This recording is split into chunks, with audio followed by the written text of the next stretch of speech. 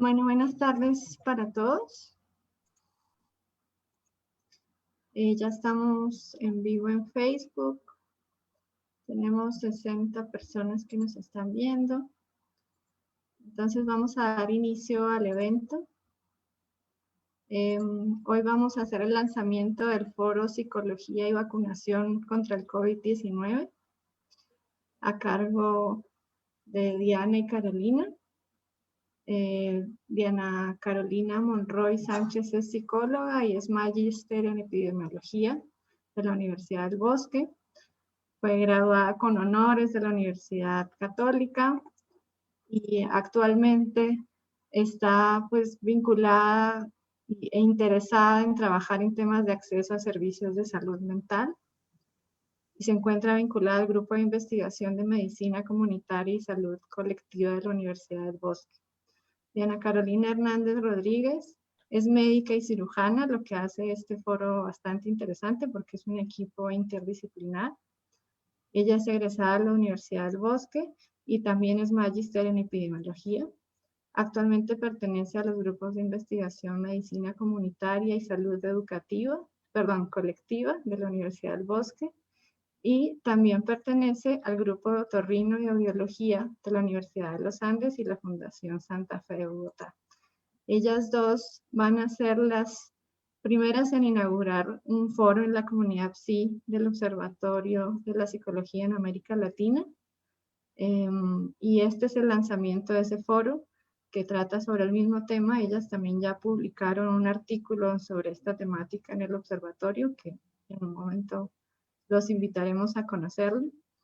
Y bueno, dejo la palabra a Germán Gutiérrez, el director del observatorio, que va a dar algunas palabras iniciales.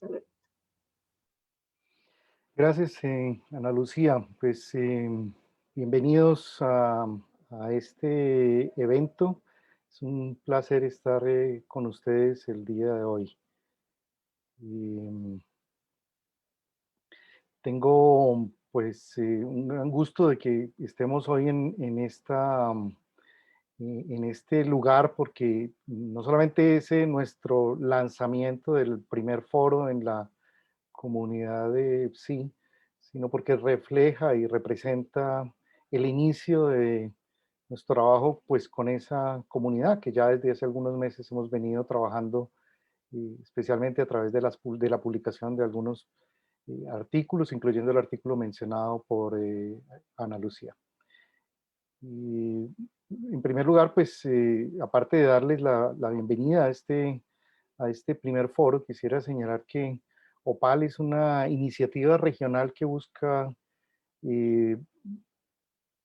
poner junta a nuestra comunidad psicológica de la región de América Latina, resaltar los logros de la psicología en la región, y por supuesto en términos académicos, que sin duda viene ocurriendo a través de revistas de psicología y de la producción académica creciente y acelerada en la región, pero también en tres aspectos que creo que son muy importantes. Por una parte, un objetivo clave de OPAL es proveer información confiable, precisa y detallada lo más posible sobre diversos indicadores del desarrollo de la psicología en América Latina. Creo que todos ustedes saben y todos reconocemos que América Latina es una región tremendamente diversa y por tanto hablar de una sola cosa cuando hablamos de América Latina no es preciso. Entonces nosotros queremos justamente resaltar tanto las similaridades como las diferencias de ese desarrollo de la psicología en nuestra región. Por otra parte, también una función muy importante de OPAL es ofrecer análisis sobre esos, digamos, aspectos del desarrollo de la psicología en nuestra región, desde el desarrollo de las organizaciones que representan a los psicólogos, sus capacidades, sus deficiencias, las oportunidades que tenemos, pero también las dificultades que experimentamos tanto en momentos particulares como momentos de crisis, como en otros momentos de un desarrollo más tranquilo, si se quiere, o en momentos de crecimiento como algunos de los que vivimos en la actualidad.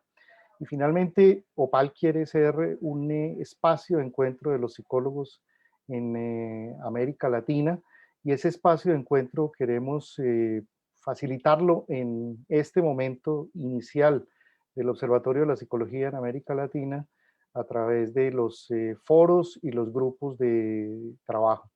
Y los foros tienen el sentido de que de una manera a veces sincrónica y en otros casos asincrónica podamos tener una conversación sobre temáticas que son de importancia para nosotros. Creo que lo que vamos a hacer hoy es muy evidente en ese sentido y es muy claro cómo la psicología puede contribuir a la comprensión de diversos problemas que están relacionados con las temáticas de vacunación en contra del COVID-19 en el momento actual, pero estamos preparando también otros foros distintos de los cuales ya les avisaremos un poco más adelante. Y los grupos que tienen una permanencia un poco mayor tratan de recoger el trabajo de diversos foros para conducir a propuestas, a análisis también, a conclusiones, así sean conclusiones parciales, que puedan ser abordadas desde diversos países, adaptadas y pensadas en esos diversos países para poder contribuir a un desarrollo un poco más homogéneo al que tenemos en la actualidad, y homogéneo en un sentido positivo, no en un sentido negativo, el que tenemos en la actualidad en nuestra región. Entonces, con eso, pues quisiera resaltar que hemos tenido una gran acogida de parte de la comunidad de líderes de la región, quienes han contribuido de manera muy, muy importante al desarrollo de lo que tenemos en la actualidad en OPAL. Nuestra organización es apoyada por el Colegio Colombiano de Psicólogos, la Asociación Colombiana de Facultades de Psicología y la Unión Internacional de Psicología Científica, pero también una gran cantidad de organizaciones de la región vienen dándonos su apoyo de muy diversas maneras para el crecimiento, ojalá acelerado, de OPAL. Así que los dejo una vez más con Ana Lucía Arbaiza, que es la coordinadora general de OPAL, y nos va a hablar muy, muy brevemente de cómo está organizado OPAL para aquellos de ustedes que quizás todavía no lo conozcan y les pueda hacer una invitación a visitarnos y a participar no solamente en el lanzamiento, porque lo que hoy tenemos es como un abrebocas de ese foro que Diana y Carolina van a dirigir por los siguientes semanas, y que pues ustedes puedan participar de muchísimas de las actividades que tenemos. Nosotros queremos ser un complemento a las diversas iniciativas que organizaciones muy importantes de la región y que organizaciones nacionales vienen llevando a cabo, y esperamos que nuestra interacción con ellas sea altamente productiva y sinérgica. Un saludo para todos y seguiremos viéndonos en futuras ocasiones. Ana Lucía. Quisiera mostrarles brevemente la página del observatorio. Pueden entrar, el dominio es observatoriopsi.org. Este video lo pueden ver, es un video muy breve que les va a permitir como entender en términos generales qué es OPAL. OPAL tiene básicamente 3 objetivos. El primero es brindar información sobre diferentes áreas de la psicología, y estas son las 6 áreas.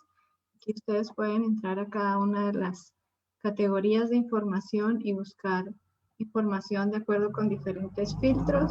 Por ejemplo, en este caso de organizaciones, pues encontrarían todas las organizaciones de América Latina. Y lo mismo con las otras 5 categorías. El segundo objetivo de OPAL es brindar análisis de esta información, y para ello nosotros tenemos indicadores tanto en la página de inicio como en cada una de las 6 categorías.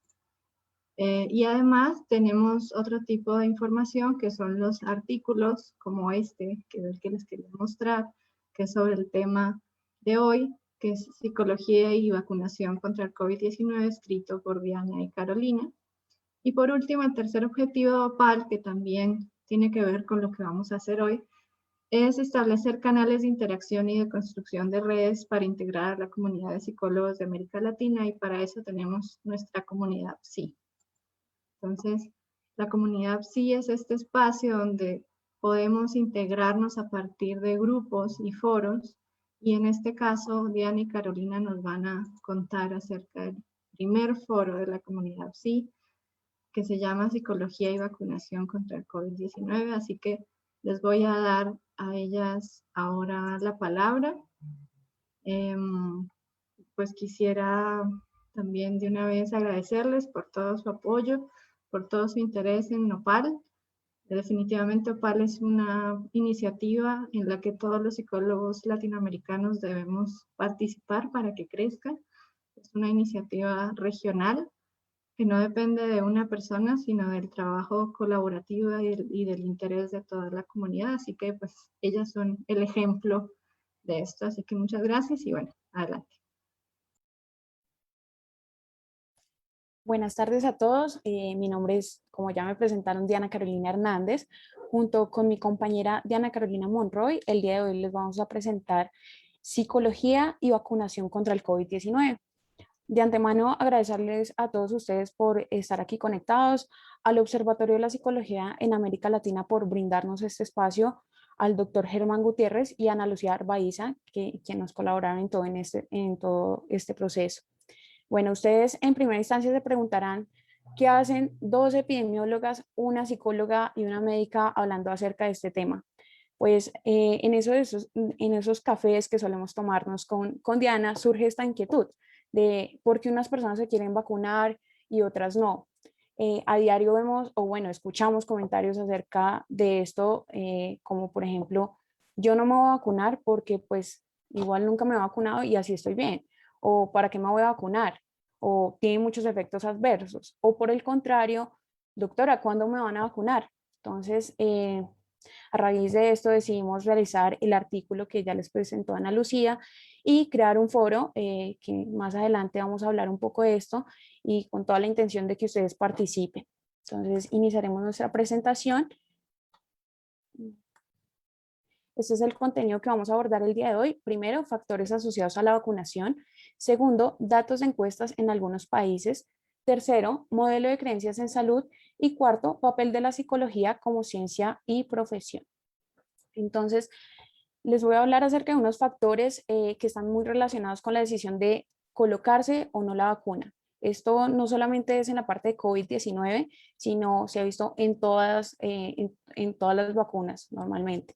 Entonces, el primer factor que vemos es el sociodemográfico, donde están incluidos variables como edad, sexo, lugar donde viven, educación. Y, por ejemplo, en Guatemala en el 2012 se realizó un estudio evaluando eso. ¿Cuáles eran los factores que hacían que los niños no tuvieran un carnet de vacunación completo? Se encontraron que madres cabeza de familia, mujeres que tuvieran múltiples trabajos, mujeres multíparas, familias donde fueran muy numerosas y que vivieran en área rural, iban a tener este factor de riesgo pues, para no cumplir el esquema de vacunación en Guatemala. El segundo factor que vemos acá es el político y el religioso. Yo les voy a hablar un poco de esto, pero vamos a tratarlo más a fondo en la segunda parte de esta presentación. En la parte política, primero debemos definir ideología política, que es lo que está relacionado directamente con la vacunación. La ideología política se define como el conjunto de creencias sobre el orden adecuado de la sociedad que tiene influencia en las actitudes, en los comportamientos, en los valores y en la percepción de riesgo en general. Entonces, hay un estudio, por ejemplo, que se realizó en el 2018, el cual se llama La influencia de la ideología política y la confianza en la voluntad de vacunar. Esta evaluó tres hipótesis en las cuales pues, pueden estar afectadas la vacunación.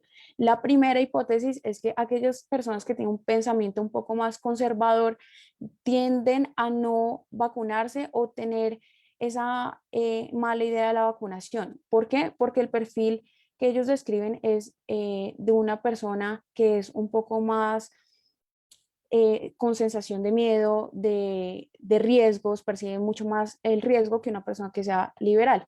La segunda hipótesis que nos comentan es que las personas que tienen altos niveles de confianza en los expertos en la parte científica quieren vacunarse. Y la tercera hipótesis es que aquellas personas que tienen una alta confianza en el gobierno, en su gobierno, pues van a querer vacunarse. Por otro lado, tenemos la parte religiosa, en la cual uno de los argumentos es que la vacuna es algo externo al cuerpo, por lo cual pues realmente estaría influyendo en la voluntad divina y por esa razón pues muchas personas muy creyentes no se vacunan. Pues en tercer lugar, la parte psicológica, pues como ya se los había mencionado, lo vamos a hablar un poco más a fondo en la segunda parte.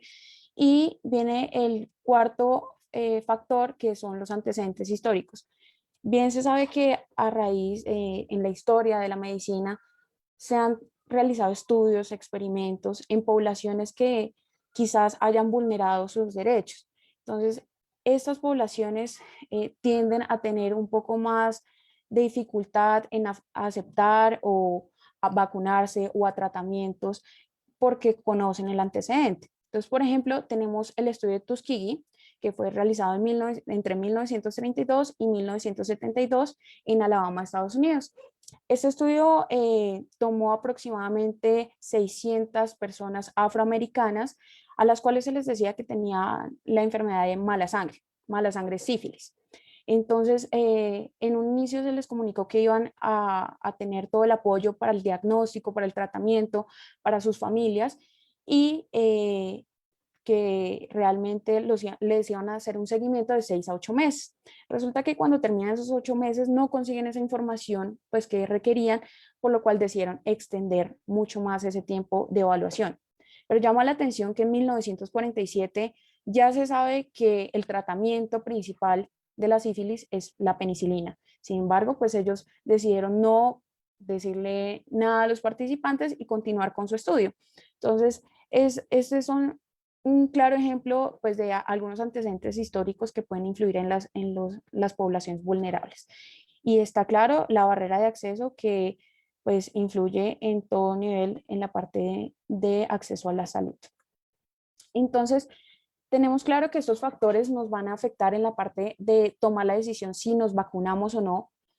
Y esto individual también nos afecta en la parte colectiva. ¿Por qué? Porque hay algo que se llama inmunidad colectiva o inmunidad de rebaño o inmunidad de comunidad, que es cuando una persona se vacuna, está protegiendo a los miembros de la comunidad que no se pueden vacunar, ya sea por su edad, por su estado de embarazo o por enfermedades preexistentes. Entonces, todo esto hace que la transmisión del virus sea un poco más lenta y se pueda lograr controlar mucho mejor la enfermedad, que es lo que estamos buscando en este momento con la vacuna contra el COVID.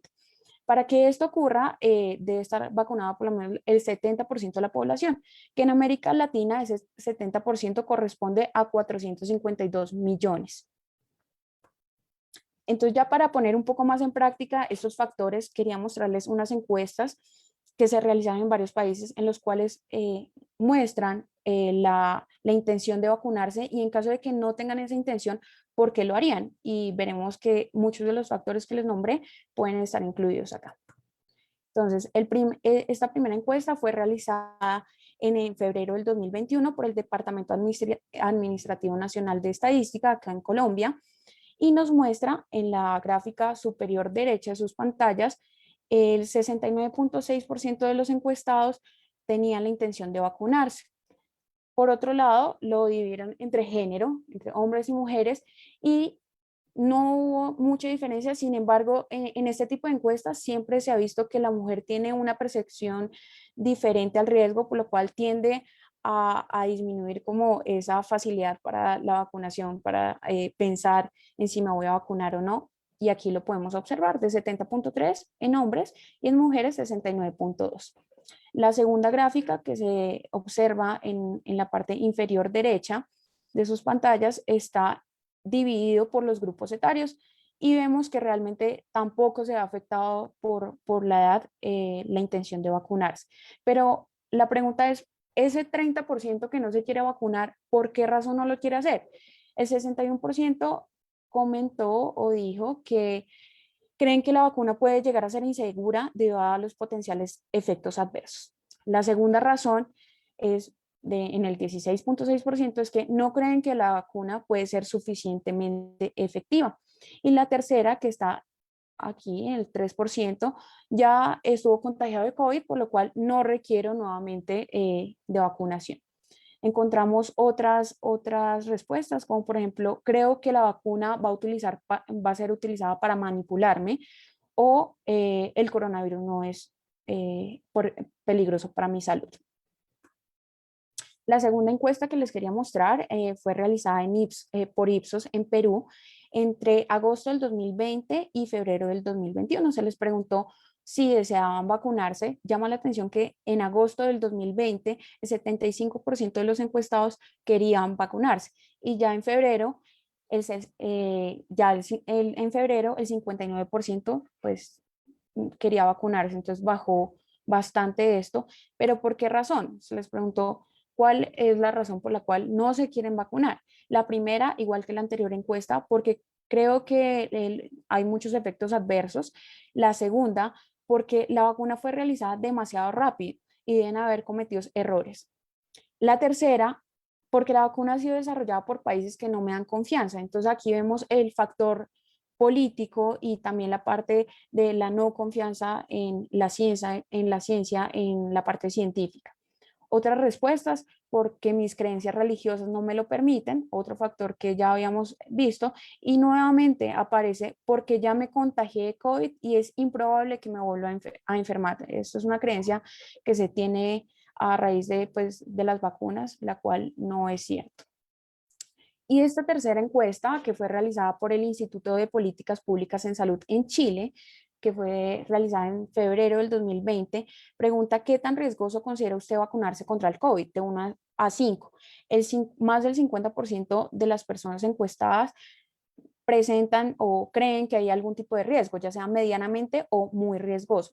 Pero llama la atención que la siguiente pregunta, que dice, ¿cuál de las siguientes frases representa mejor lo que usted piensa? El 72% de los encuestados quieren vacunarse de forma voluntaria, ya sea ahorita o no inmediatamente, pero desean vacunarse. Entonces, pese a que se percibe ese riesgo, todavía está la intención de vacunarse de forma latente. Y eso está muy de la mano con la parte individual y personalidad de cada uno, que nos va a hablar un poco Diana Monroy. Bueno, gracias, Karen. Bueno, entonces, como bien lo mencionaba Carolina hace un instante, hay una perspectiva que es desde el colectivo, pero hay otra perspectiva que es igualmente valiosa, pero que nos ayuda a comprender un poco por qué algunas personas tienden a tomar decisiones en relación con el cuidado de su salud y otras no. Y para ello les traemos el modelo de creencias en salud. Y digamos que parte del objetivo de este foro es que logremos reconocer ese rol y ese papel de la psicología en torno a estas creencias y a la decisión de vacunarse, ¿no? Entonces, el modelo, si pasas a la siguiente, por favor, Caro.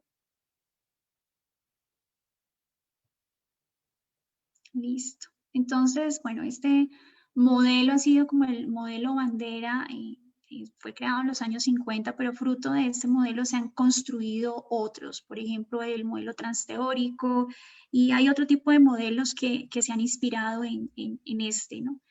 Este modelo fue creado por un grupo de psicólogos sociales más o menos en los años 50, como para hacer un contexto, y lo crearon porque tenían un gran interrogante en relación con por qué algunas personas se implican en procesos de cuidado de salud, por qué algunas personas continúan el tratamiento, por qué algunas personas toman en cuenta medidas preventivas. Entonces está el autoexamen de seno, porque algunos van a la consulta y el examen regular de próstata. Pero pues en principio fue visto desde una perspectiva de prevención, y posteriormente hacia los años 70 este modelo fue incorporado más desde la perspectiva de tratamiento, ¿no? Tiene en cuenta las teorías del aprendizaje, entonces un componente cognitivo, un componente conductual, haciendo énfasis principalmente en el componente cognitivo, y es que es muy importante resaltar que cuando nosotros estamos hablando de programas de promoción y prevención, el componente cognitivo es muy, muy importante. Hay evidencia de ello, y es que en la epidemia de SIDA, VIH-Sida, en los 80 en Estados Unidos, el gobierno implementó una estrategia y fue enviar por correo certificado boletines informativos a las personas en relación con el SIDA. Entonces, cómo se contagia, cuál es su tratamiento, y esto evidenció un aumento en el uso de preservativos, ¿no? Entonces, el componente cognitivo desde siempre ha sido un componente vital para los programas de promoción y prevención. Tenemos que este modelo tiene en cuenta la valoración subjetiva que realizan las personas en torno a 3 dimensiones principalmente: la susceptibilidad percibida, la severidad percibida y el beneficio percibido. La susceptibilidad percibida es, digamos que hace referencia a, a lo que valoran las personas en relación a esa probabilidad de enfermarse. Entonces, aquí tenemos 3 grandes grupos. Están las personas que conocemos, familiares o amigos que dicen que el COVID no existe y ellos no se van a enfermar y no van a tener en cuenta las medidas preventivas. Tenemos el grupo de personas que consideran estadísticamente probablemente se van a enfermar, pero no consideran que es una posibilidad real que a ellos les corresponda. Y esto es muy común cuando se entrevista a las personas y se les pregunta si han estado expuestas de alguna u otra forma al virus COVID-19 o incluso VIH en adolescentes. Ellos mencionan que sí, que en efecto han estado expuestos, pero que tienen algunas características especiales que los hace invulnerables, ¿no? Tenemos el tercer grupo acá, que son las personas que definitivamente se consideran vulnerables, que hay un riesgo latente y que pueden llegar a contraer el virus, ¿no? Tenemos el grupo de severidad percibida, la dimensión, que tiene en cuenta, digamos, 2 consecuencias. Una en relación con esas consecuencias de tipo clínico, médico, y es el malestar, los dolores. Y también tenemos la consecuencia de pérdida del trabajo, digamos, estar aislado es una consecuencia quizás una de las más dolorosas, con un costo emocional quizás más alto, y por ello las medidas preventivas contra el COVID-19 son quizás las más difíciles, ¿no? Porque tiene que ver con el aislamiento social, que tiene un costo emocional muy fuerte. Sin embargo, lo que nos muestra este modelo es que no necesariamente si yo percibo grave la enfermedad y yo me consigo vulnerable, yo voy a tomar una medida preventiva. Estas medidas preventivas se dan en función de esa eficiencia relativa que yo tengo, que yo percibo en torno a la medida preventiva. Entonces, ¿qué efectividad relativa puede tener que yo me lave las manos continuamente? ¿Qué efectividad relativa tiene que yo haga uso del tapabocas? ¿O qué efectividad relativa tiene para mí vacunarme, ¿no? Y junto a ello también ocurre que las personas consideran que en la medida que vean que esa medida preventiva puede llegar a tener costos muy altos o riesgos o algún dolor adicional que puede llegar a ser insoportable, las personas van a tender a verlo como una barrera. No es posible que tomen en cuenta estas medidas. Y de allí surge la inquietud de pronto la vacuna es efectiva, pero puede ocasionar efectos secundarios muy graves para mí que yo no conozco. Hay una incertidumbre. Y allí empieza a haber un balance costo-beneficio que pues quisiéramos que fuera a través de papel y lápiz y qué tan beneficioso puede llegar a ser, pero esto no ocurre así. En la realidad las personas hacen estas valoraciones de manera muy rápida y son altamente influenciables por medios de comunicación, por amigos, en fin. Esto hace que se desarrollen una serie de comportamientos relacionados con, ok, me pongo la vacuna, voy a hacer todo lo posible para conseguirlo, o más bien aislarse de ello. Con el tiempo se han incorporado otras dimensiones, como por ejemplo la dimensión de claves para la acción, que está relacionada, digamos, con un componente muy, muy subjetivo y muy interno de la persona. Si yo veo que de pronto un familiar cercano murió o que mi amigo presentó unos síntomas severos de la enfermedad, es probable que yo tome la decisión de definitivamente tomar medidas y hacer uso del tapabocas, entre otros, ¿no? También los medios de comunicación juegan un papel muy importante y estas imágenes desagradables que nos muestran de personas intubadas, de personas en unidades de cuidados intensivos, tiene de alguna u otra forma un impacto especial en las personas. Sin embargo, pues hay otras personas, otros autores que han incorporado también modelos matemáticos para poder predecir con claridad los comportamientos de las personas en relación con la salud, pero sabemos que esto es muy complejo. Entonces, en ese orden de ideas, acá pues hago un llamado muy importante en relación con las contribuciones de la psicología en torno a la vacunación contra el COVID-19. No sé si ustedes están viendo lo mismo que yo y nos está viendo como las imágenes. Entonces, es probable que podamos salir un minuto a ver si podemos... Sí, no vemos las imágenes. Ok, entonces voy a pedirte al favor, Caro, si podemos salir porque sí es un poco relevante que podamos verlas. Bueno, en ese sentido, digamos que las contribuciones de la psicología en torno a la vacunación contra el COVID-19 han estado especialmente influenciadas, o mejor, han estado enfocadas a reconocer esas variables exógenas que hace que las personas tomen esa decisión en torno a la vacunación. Yo creo que podemos presentarlo en PDF, si lo tienes descargado, podemos hacerlo.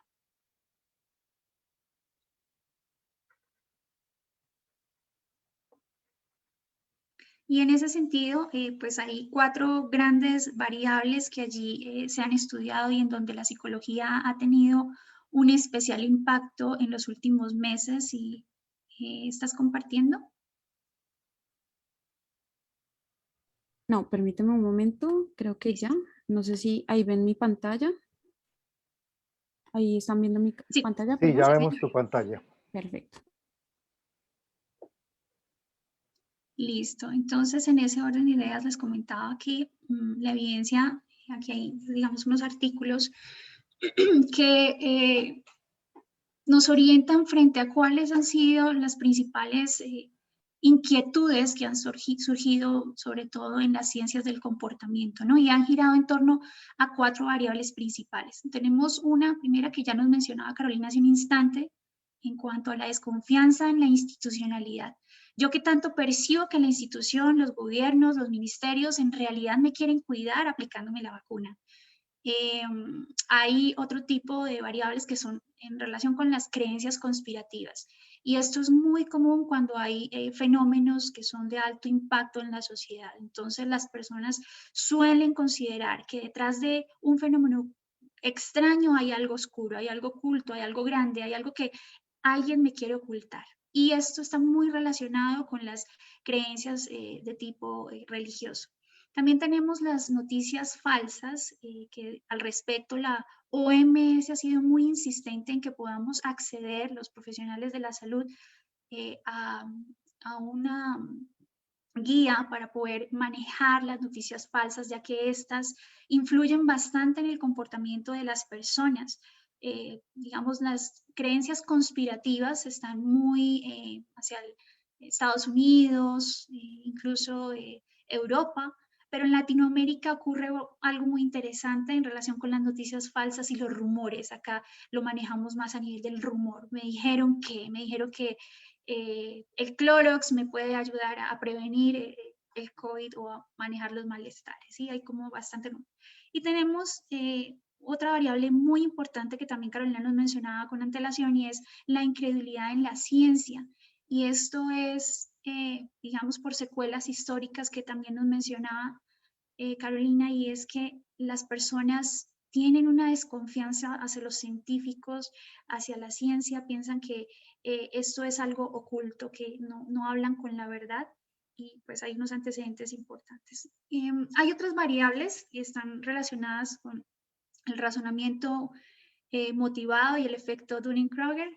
Este razonamiento motivado tiene que ver con que una vez la persona incorpora una creencia sobre algo, por ejemplo, en la vacuna me van a insertar un chip, es muy difícil que la persona logre deshacerse de esa idea, porque siempre va a tratar de buscar información que corrobore en efecto que esto es así, ¿no? Algo así como la profecía autocumplida que conocemos los psicólogos en general. Y también tenemos este efecto Dunning-Kruger, que habla de estas personas que creen saber más que la ciencia, creen saber más que los científicos, y aunque tienen poco conocimiento al respecto, pueden publicar información errada y opiniones falsas en sus redes sociales, ¿no?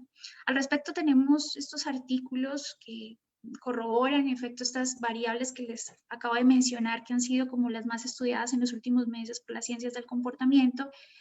Y bueno, se ha visto que en efecto las mujeres de estratos socioeconómicos bajos, de nivel educativo bajo o con minoría étnica son las que menos desean vacunarse. En el primer artículo es un estudio que se hizo en Finlandia encontrándose esto, y además una diferencia entre países.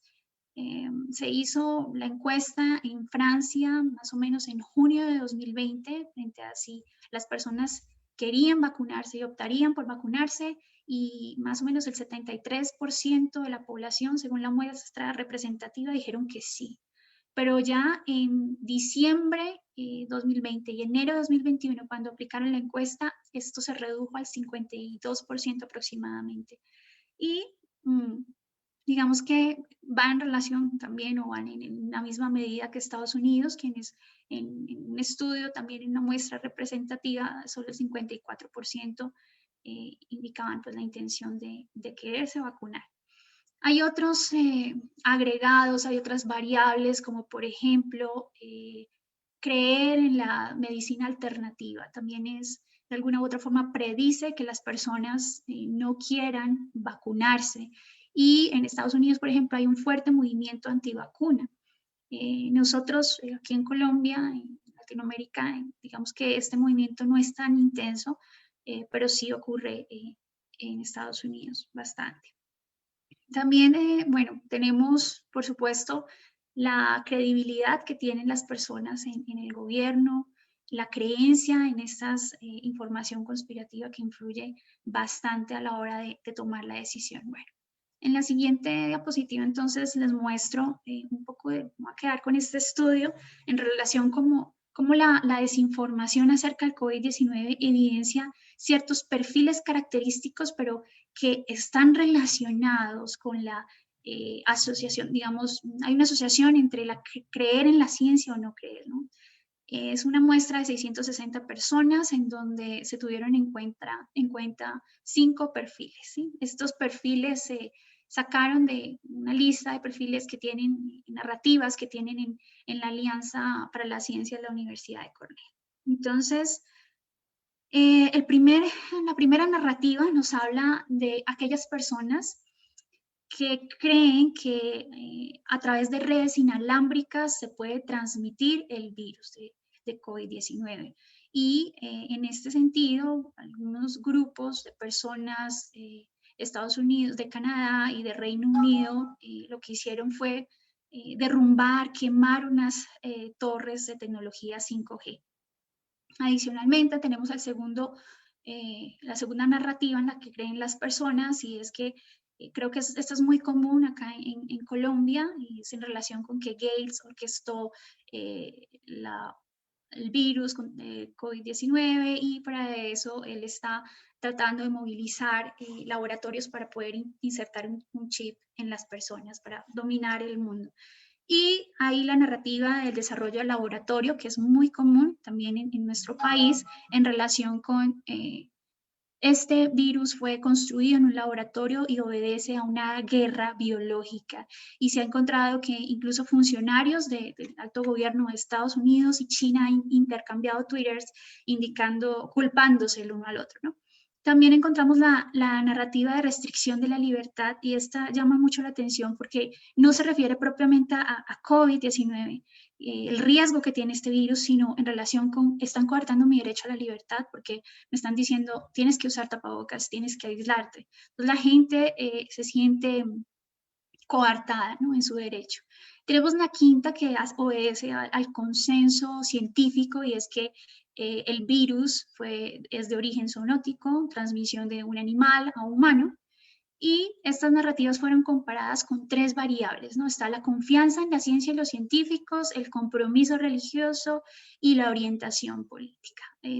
Digamos que lo que se encontró es que la desinformación varía según los grupos sociodemográficos. ¿Sí? Las personas con estrato socioeconómico más bajo creen que hay teorías creen o tienen el pensamiento de que todo obedece a una conspiración.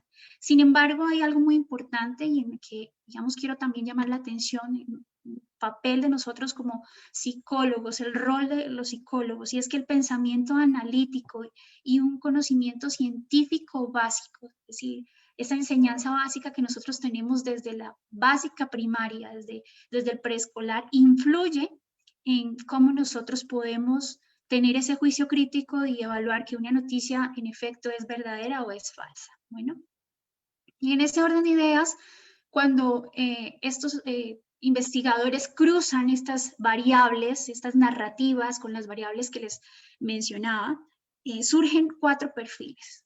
Entonces hay el perfil 1, creo que aquí en la gráfica puede evidenciarse mucho mejor, y son aquellos que creen en las narrativas zoonóticas y menos creen en la tecnología, en que el virus pueda transmitirse a través de una antena inalámbrica, y ellos son escépticos a las noticias falsas.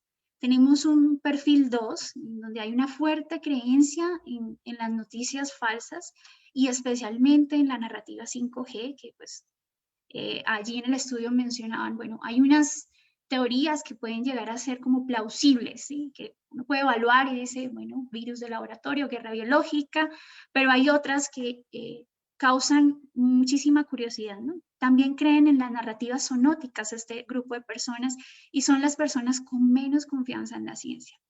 El perfil 3, por su parte, son personas que puntúan bajo en todo, incluso en las narrativas zoonóticas. Hay una incredulidad. Y estas personas presentan un alto compromiso religioso, es decir, son personas muy religiosas, y también tienen una baja confianza en la ciencia, lo cual se ha visto con el tiempo que es muy frecuente.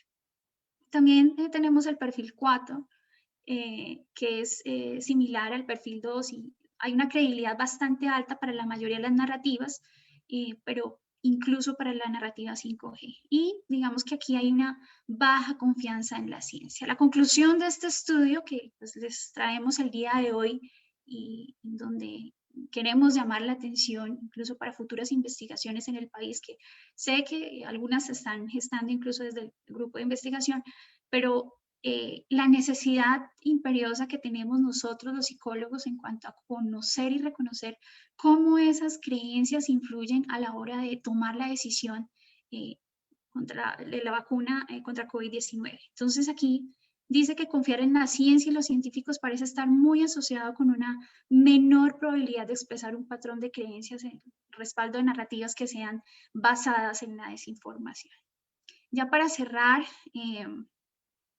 y finalmente traigo acá 4 ítems muy importantes que, digamos, traté de agrupar porque hay bastantes, digamos, aspectos en donde nosotros los psicólogos tenemos una, no sé, como un interés particular, un interés comunitario, un interés por la ciencia y un interés por el desarrollo, por supuesto, del conocimiento, y es hablar desde la evidencia. No hay nada, pues, digamos, como más irresponsable que hablar desde el desconocimiento. Es muy importante que nos documentemos para poder orientar a las personas al respecto, ya sea porque queremos o no vacunarnos, es algo ya pues, como muy personal, pero sí es importante que en el momento que hablemos con las personas que están a nuestro alrededor, hablemos desde la evidencia. Entonces, documentarse es una tarea imprescindible en el ejercicio profesional del psicólogo, y por supuesto, hablar desde el desconocimiento puede impactar gravemente la vida de las personas. También tengo pues otro componente que es disminuir la incertidumbre. Hay mucha incertidumbre al respecto, pero también esto obedece al desconocimiento con que se ha manejado. Y pues como les comentaba, el componente cognitivo es muy importante, y es que la gente reconozca por qué yo debo hacer uso del tapabocas, por qué debo aislarme. Es algo relevante. Y en ese sentido, las personas pueden estar menos inclinadas a compartir o respaldar la información errada si se les presenta de primera mano, pero esto no ocurre Lo que ocurre generalmente es que la primera información que tienen las personas o la que acceden es el meme o es la noticia falsa por Facebook, ¿no? O en otras redes sociales. Al respecto, el Ministerio de Salud y la Protección Social tiene el ABC de la vacunación, la OMS tiene información disponible, aún así, manejando la ciencia abierta y los datos epidemiológicos que han sido muy abiertos al público, incluso las investigaciones, la mayoría de los estudios que nosotros buscamos estaban abiertos, no requería pues loguearse y mayor complejidad para acceder, pero es difícil que muchas veces las personas accedan a esta documentación. Aportar al conocimiento científico, y aquí hablo ya desde la psicología como ciencia, debe sí, digamos, aportar desde las investigaciones a generar conocimiento en nuestros contextos, en Latinoamérica, en Colombia, en Chile, todos los que hacen parte del observatorio, es una invitación, los países que lo conforman, y por supuesto hablar de las limitaciones de la ciencia. Los científicos señalan que es importante que los académicos, los científicos sean honestos y transparentes acerca de los límites del conocimiento. La ciencia es algo que se está construyendo de manera permanente. Bueno, yo creo que ahí ya le cedo la palabra a Carolina. Bueno, ¿me escuchan? Disculpen, ¿me escuchan? ¿Sí? Sí, te Sí, te escuchamos. escuchamos. Perfecto, entonces con esto finalizamos nuestra presentación del día de hoy. Nuevamente agradecerles a todos ustedes por la asistencia e invitarlos a nuestro foro Psicología y Vacunación contra el COVID, el cual inicia desde el día de hoy hasta el 11 de junio. Vamos a tener actividades semana tras semana. La idea es compartir con ustedes y que ustedes también nos den sus puntos de vista acerca de preguntas, como por ejemplo las que vemos aquí. Y al finalizar nuestro foro, vamos a hacer un panel de expertos. Entonces, invitadísimos a este foro. No sé, Ana Lucía, si hay preguntas, si hay comentarios.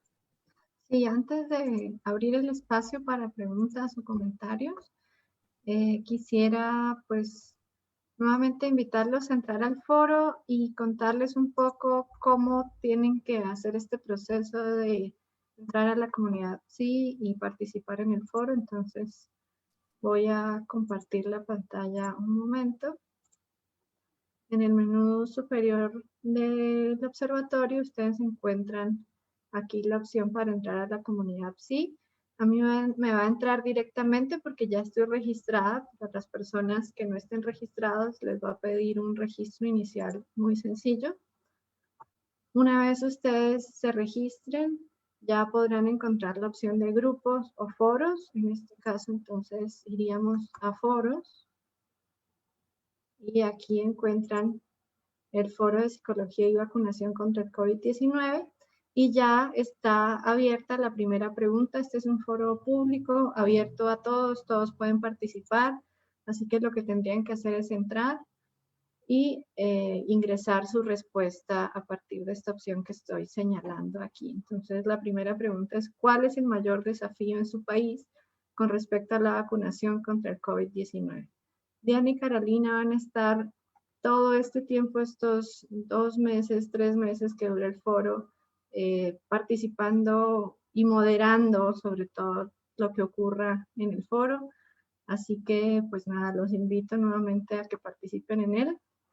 Y ahora sí abro el espacio para preguntas o comentarios que tengan tanto en Zoom como en Facebook.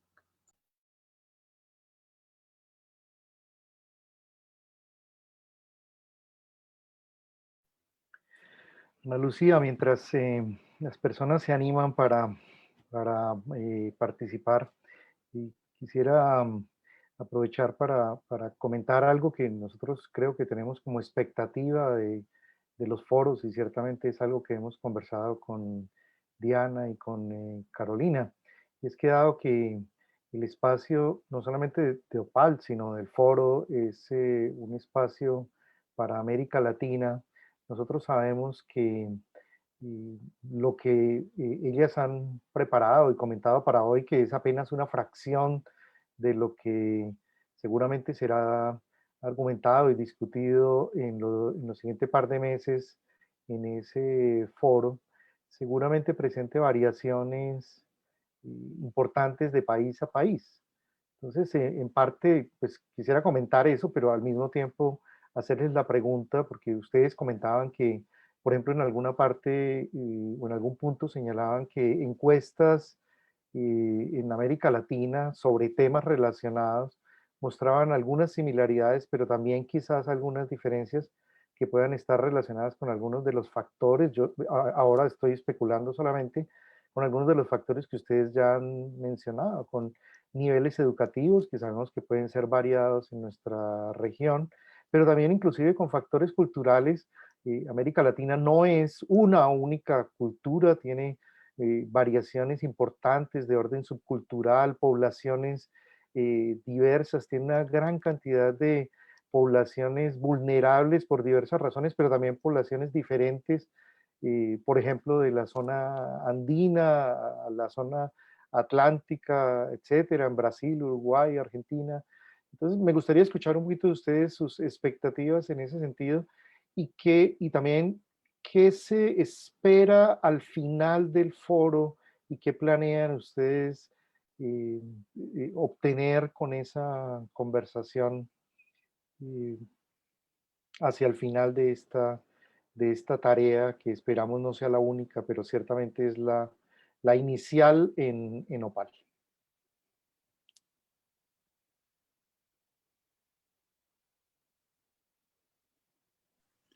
Bueno, entonces creo que estábamos esperando mutuamente que cada una respondiera, pero bien. Bueno, yo voy a responder como en dos sentidos tal vez. El primero es que en efecto hay unas características especiales de región. Hay estudios que señalan, y creo que lo mencioné en algún momento, y es que particularmente en Colombia y México, hay Venezuela y hay otros grupos de países, y creo que es una característica latinoamericana, y es la tendencia a creer más en el rumor, lo que dice el otro frente a la vacunación y a seguir esta recomendación, ¿no? El vecino me dice, no se vacune porque a mi amiga Pepita le pasó algo, no sé. Entonces toman decisiones basadas en ellos. También las noticias tienen un componente relevante. Digamos que el objetivo de las preguntas que nacen en el marco del foro es poder reconocer esas diferencias entre países y, bueno, por supuesto, la persona que participe es importante que ponga su país de origen porque esto nos ayuda a orientar más el ejercicio. También, por supuesto, además de la cultura, creo que a pesar de que compartimos bastantes características, tenemos gobiernos diferentes, tenemos características de nuestros ministerios de salud o gobiernos en salud diferentes en algunos casos, y eso también puede hacer la diferencia. El propósito final, digamos que la segunda respuesta que podría dar es que poder hacer un análisis, por supuesto cualitativo, dado que es un foro, poder hacer un análisis cualitativo y recoger esta información, pues no quisiera sesgar, por supuesto, desde ya el foro y el estudio, pero sí la idea es que podamos participar para recoger la mayor información posible y cerrarlo con la participación de personas de otros países para poder socializar un poco lo que se encontró. Eso sería, y no sé, Carolina, si quieras agregar algo más. No, pues realmente sí, comentaste todo lo que tenía pensado. Y todo esto nos ayuda y es un objetivo claro que lo comentó Ana Lucía al inicio de la presentación, es lograr comunicarnos y conocer entre todos estas variables, ¿sí? Entonces, nosotros podemos hablar un poco de la parte de Colombia, pero sí nos gustaría saber cómo se maneja en otros países, cuál es el pensamiento, qué está influyendo. Como vimos en las encuestas, realmente hay unas variables que son muy parecidas, pero otras no mucho. Por ejemplo, en la que les comentaba de Perú, que decía, se realizó la vacuna por países a los cuales no les tengo confianza. Esa, pues no, esa respuesta no estuvo en la parte de Colombia. Entonces, hay que ver más allá de por qué están respondiendo que no confían en otros gobiernos, qué influye en eso. Entonces, realmente sí, ese es uno de los objetivos y que queremos cumplir con todo con el foro principalmente. Tengo un comentario en Facebook del Observatorio de Comportamiento de Automedicación de la Universidad del Rosario. Dice, excelente presentación, muchas gracias a Diana y a Carolina. Lo veo muy relacionado con el análisis del comportamiento de automedicación. Por la misma razón, veo con cierta sospecha que se evidencien falsas creencias, desinformación, desconfianza en la ciencia, etc. Principalmente en estratos socioeconómicos bajos o de bajo nivel educativo. Incluso se mencionó explícitamente a las mujeres. En el caso de la automedicación irresponsable, la vemos extendida en todos los estratos y todos los niveles educativos.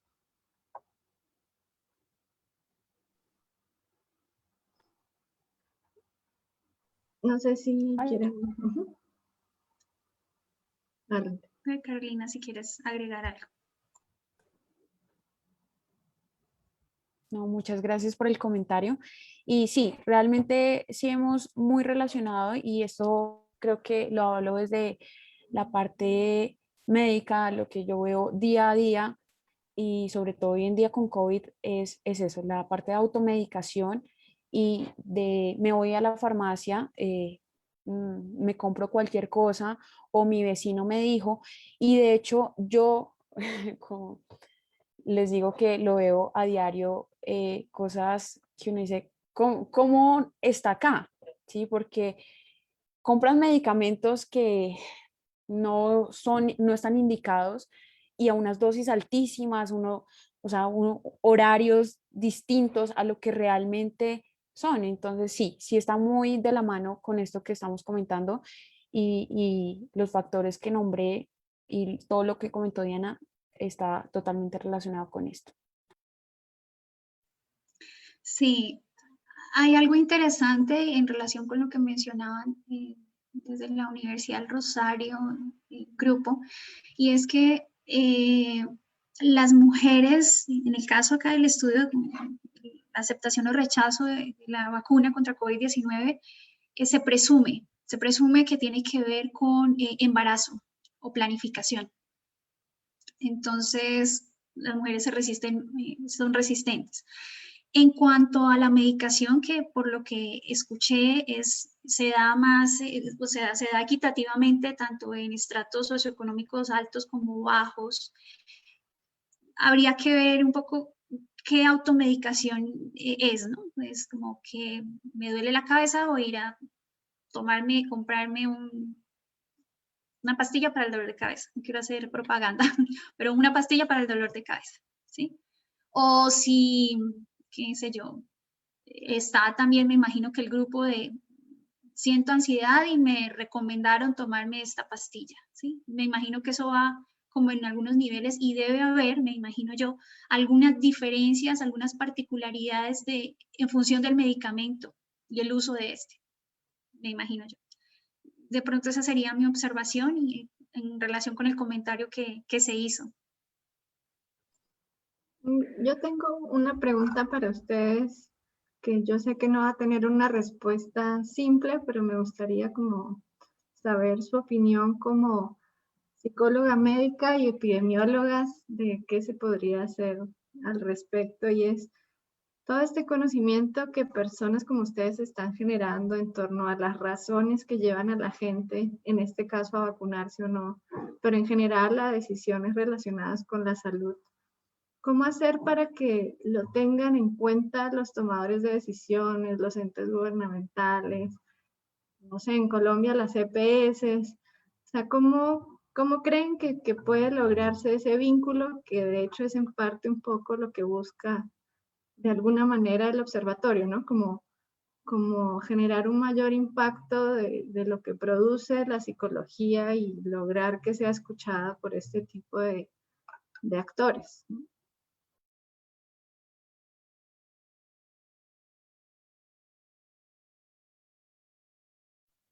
Bueno, Ana Lucía, una pregunta muy interesante, muy interesante, y acá voy a coger lo que varios profesores durante la maestría me enseñaron, y es que a veces los científicos, bueno, sí, los científicos, las personas que se dedican a generar conocimiento, muchas veces los percibimos como que hablan cosas extrañas y en la estratosfera. Aterrizarlas a la realidad, ese es un desafío. Entonces, nos decía un profesor que usted le va a decir a un tomador de decisión que el odds ratio, que es una medida que se dice es cuántas veces usted tiene riesgo de contraer una enfermedad. Si usted va y le dice al tomador de decisión, hay un odds ratio de 3. ¿Qué es eso? Ni idea. Entonces yo creo que nos hace falta o hace falta que la ciencia aterrice un poco más al lenguaje común y por ende al comportamiento, a la regla, a los lineamientos y a la política pública en últimas. Creo que esa es una perspectiva que yo podría tener al respecto. Y lo otro es tal vez la recuperación de esa confianza en la ciencia. El tomador de decisión tiene que tomar la decisión pronto. También tiene que mostrar resultados.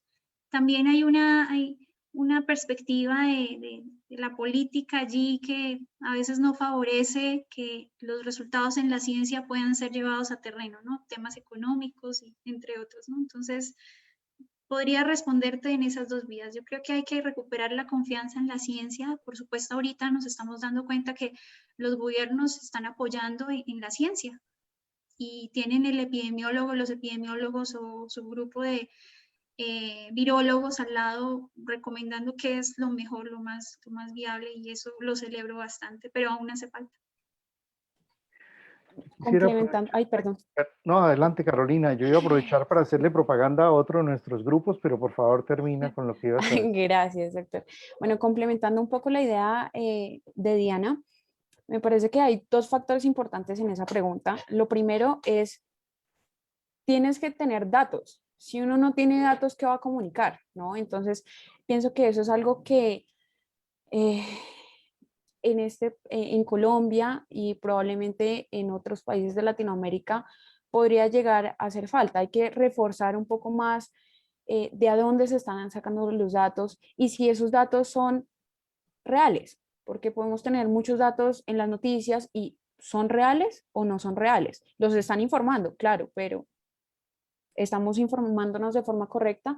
Y lo segundo, ya viene la parte de la comunicación. Entonces, debe haber la comunicación tanto para los entes territoriales como para las EPS, como para el mismo paciente. O sea, y se debe manejar esta información de tal forma que lo entienda. O sea, no va a ser lo mismo, como decía Diana, yo explicarle a otro epidemiólogo, explicarle al gerente de la EPS, explicarle al ministro de salud o explicarle a mi vecino, ¿sí? Se puede manejar la misma información de tal forma que se entienda, claro, para algunas personas va a ser más importante que para otras, pero yo pensaría que es más tratar de recolectar datos, información correcta y comunicarla de forma correcta. Yo quería aprovechar la pregunta que como Ana Lucía intuía desde el principio es una pregunta difícil, no en particular o no solamente de responder acá, sino de ejecutar efectivamente, porque esa es una temática, digamos, de importancia fundamental para disciplinas y profesiones como la nuestra, pero también para otras, muchas que tienen algún tipo o que pretenden tener algún tipo de impacto social. Pero quería aprovechar especialmente porque justamente uno de los grupos que estamos planeando al interior de OPAL Es un grupo que busca tener una discusión a nivel de Latinoamérica, como este grupo en su tema particular, sobre de qué manera podemos los psicólogos o los profesionales en ciencias del comportamiento, en las diversas ciencias de comportamiento, tener un mejor impacto sobre esa sociedad. Y obviamente se habla con frecuencia en esa terminología de la política pública, que en realidad tiene varias áreas, ¿cierto? Y varias estrategias y varias vías de influencia sobre dicha política pública. Y tanto Diana como Carolina han enfatizado una información que puede ser a través del público o información entregada directamente a las personas que toman decisiones en un momento particular. Para aquellos de ustedes que obviamente no conocen la terminología del sistema médico colombiano, una EPS es una empresa prestadora de servicios, los hospitales, por ejemplo, etcétera. Y entonces a veces ellos deben tomar unas decisiones sobre qué servicios van a prestar en un momento determinado y de qué manera lo pueden hacer. Y aunque se presume la mayor parte del tiempo que se trata de personas bien informadas, no siempre esa información está al día, porque ellos tienen que balancear entre las tareas administrativas que suelen consumir mucho del tiempo del trabajo del administrador y digamos esa información. Y por tanto, proveer esa información, que sea una información precisa, puede ser una forma de influenciar, pero también algunas otras personas sin duda hablan de que esa información debe ir a otros niveles, tanto en los niveles legislativos como en el nivel de los gobiernos, como inclusive a veces en los sistemas judiciales, en aquellos países en los que es posible a través de los sistemas judiciales reclamar servicios de salud que son negados por los sistemas de salud de plano, ¿cierto? Afectando de manera importante la salud no solamente de una, sino de muchas personas en esos países. Yo creo que un grupo como ese, y sospecho que varios de nuestros grupos seguramente llegarán a conclusiones asociadas, y no similares necesariamente, pero asociadas, vinculadas las unas con las otras, a esa pregunta general que tú tienes, Ana Lucía. Entonces sospecho que la pregunta va a ser como una de esas preguntas no solamente transversales, sino que se van a extender a lo largo del tiempo, y nosotros tenemos la aspiración desde OPAL de hacer una pequeña contribución a de qué manera nuestros profesionales, nuestros expertos desde la academia, pero también aquellos que están directamente involucrados en los servicios de bienestar y de salud que presta la psicología o a los cuales la psicología contribuye, puedan ayudarnos ahora y en el futuro. Y estoy absolutamente seguro que para el caso de vacunación y COVID será una de las temáticas que serán abordadas. Entonces, yo diría que si de pronto le abrimos espacio a un par de preguntas más y con ello cerramos para tratar de respetar lo más posible el tiempo que dispusimos para nuestra presentación del día de hoy. Bueno, tengo una pregunta en Facebook de Julián Andrés Sanguña. Dice, con respecto al modelo de creencias en salud, ¿podrían profundizar un poco más en sus limitaciones? ¿Qué ventajas u otras causas hacen que siga siendo el estándar al abordar problemas como las conductas de protección ante el COVID? No alcancé a escuchar el primer pedazo, excúsame. Con respecto al modelo, De creencias en salud, ¿podrían profundizar un poco más en sus limitaciones? ¿Qué ventajas u otras causas hacen que siga siendo el estándar al abordar problemas como las conductas de protección ante el COVID? sí, bueno, las limitaciones del modelo de creencias en salud están relacionadas con no tener en cuenta el contexto. Digamos que hay una valoración supremamente subjetiva e individual de la persona, pero predecir el comportamiento, o sea, como una fórmula matemática de que si la persona se percibe en riesgo, que además observa que hay una gravedad en la enfermedad, no determina del todo el comportamiento de las personas, y más aún cuando no se tiene en cuenta el contexto. Por esa razón, en los últimos meses, la psicología, las ciencias del comportamiento ha hecho una apuesta importante por poder analizar ese contexto y esas variables del medio, cómo influencian en la persona. De manera que a medida que ha pasado el tiempo, pues han ido incorporando algunos elementos, como por ejemplo las claves para la acción, que eso es una dimensión reciente. Como si, por ejemplo, yo veo que alguien cercano murió, pues yo voy a tomar una decisión. Esa, digamos que es una de la dimensión que más ha sido criticada en el modelo.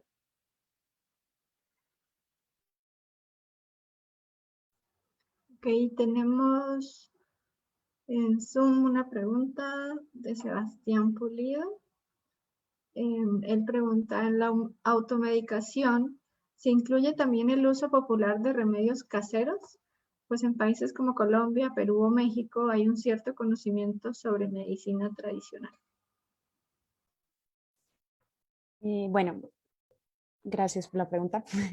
La medicina tradicional, los medicamentos, bueno, todo lo que se utiliza en medicina tradicional es algo que normalmente se ha estudiado y creo que es muy diferente esto al uso de los remedios caseros, ¿sí? Porque existen algunos tratamientos que son avalados por la medicina tradicional y hay otros que simplemente son más de la cultura. Entonces, pues en ese caso, pues automedicación, sí, puede que a mí me digan, a mí me sirva el apio con el ajo y lo use 3 veces al día. Y yo le digo a mi vecino, no, es que tiene que usarlo 5 veces al día, pero no sabemos ese apio cuánto repercute en el organismo. Entonces, pues, eh, en la automedicación se incluye eso, pues sí.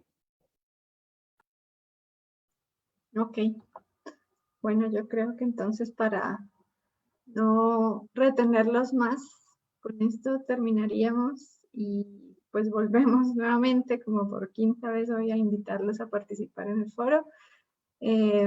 Pusimos la dirección de ingreso al foro tanto en Facebook como en Zoom, entonces ahí pueden entrar fácilmente si ya están registrados en la comunidad PSI, y si no, pues primero tendrán que registrarse para tener acceso al foro. Bueno, muchísimas gracias. Muchas Bueno, gracias a gracias a todos. todos. Gracias por su participación, Diana, Carolina, muchísimas gracias y espero verlas de nuevo por acá muy pronto. A Muchas ustedes por la gracias a todos. invitación Bueno, y a todos los asistentes. Que estén Sí, muy bien. feliz tarde y noche a todos. Hasta muy luego. bien. Chao. Adiós.